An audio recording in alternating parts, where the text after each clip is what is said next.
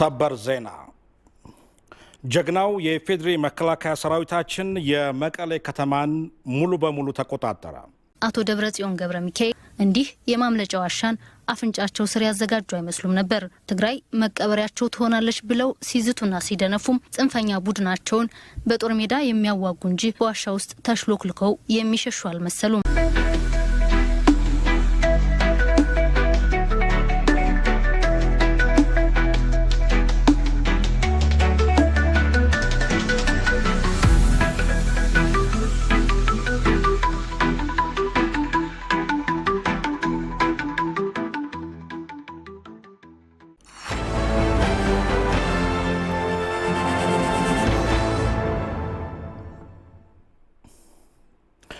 ሰበር ዜና ጀግናው የፌድሪ መከላከያ ሰራዊታችን የመቀሌ ከተማን ሙሉ በሙሉ ተቆጣጠረ።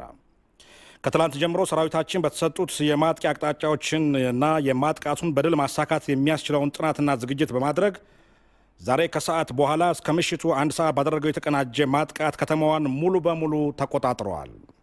ሰራዊታችን በአሁኑ ሰዓት በከተማ ውስጥ ጁንታው የተደበቀባቸውን የተጠረጠሩ ቦታዎች በማሰስና በመፈተሽ ላይ ይገኛል። መላው የኢትዮጵያ ሕዝብ እንኳን ደስ ያላችሁ፣ መላው የትግራይ ሕዝብ እንኳን ነጻ ወጣችሁ ብሏል የመከላከያ ሰራዊት።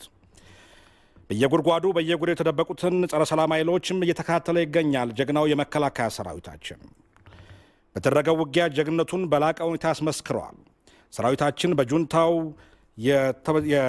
የታወጀበትን ጦርነት መክቶ ድል ተቀናጅቷል። የሰሜን እዝን ቢሮውን ተቆጣጥሯል። የተዘረፉትን መሳሪያዎችና ቁሳቁሶች እጅ ውስጥ አስገብተዋል። የመከላከያ ሰራዊታችን የጁንታው ወንጀለኞችን በየጊዜው የሚያዙትን ለህዝባችን የምንገልጽ ይሆናል ብለዋል የመከላከያ ሰራዊት።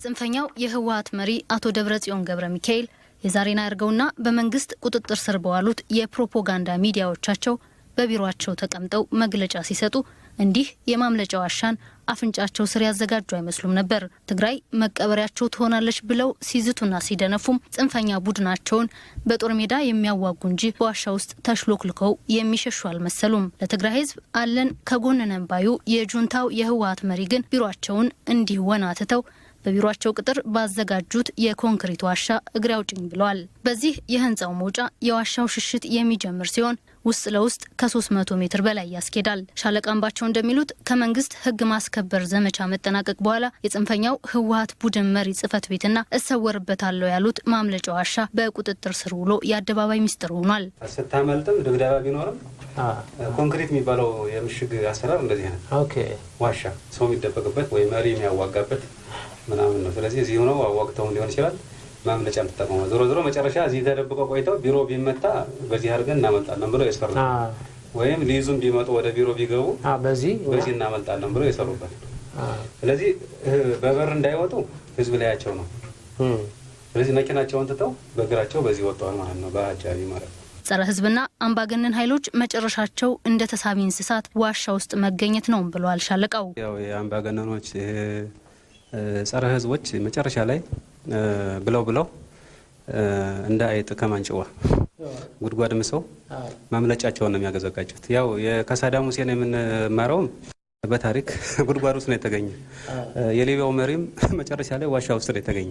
ስለዚህ ዋሻ ውስጥ ባናገኛቸውም ሌላ ዋሻ ውስጥ እናገኛቸዋለን። ግን ከዚህ ከቢሮአቸው ለማምለጥ የተጠቀሙበትን ፈትሸን አይተነዋል። ስለዚህ ያው የጉረኞች እንትን መጨረሻቸው ማምለጫ መንገድ ከህዝብ ጎን ሆነው አያውቁም ምን ጊዜም ማለት ነው። አገሪቱን መንግስት አልባ አድርጎ ይቆጥር የነበረው ጽንፈኛው ኃይል ባልነካ ምሳቤ የተጓዘበት መንገድ መጨረሻ የዋሻ ውስጥ ሽሽት መሆኑንም ጠቁመዋል።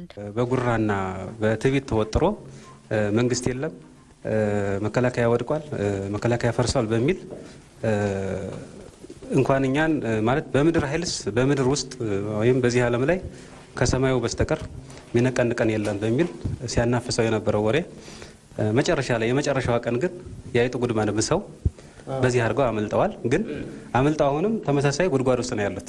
ጽንፈኛው የህወሓት ቡድን በአፍ እንጂ በተግባር ለትግራይ ህዝብ ቆሞ እንደማያውቅ ይህ ራሱን ብቻ ለማትረፍ በኮንክሪት የገነባው ዋሻ አንዱ ምስክር ነው።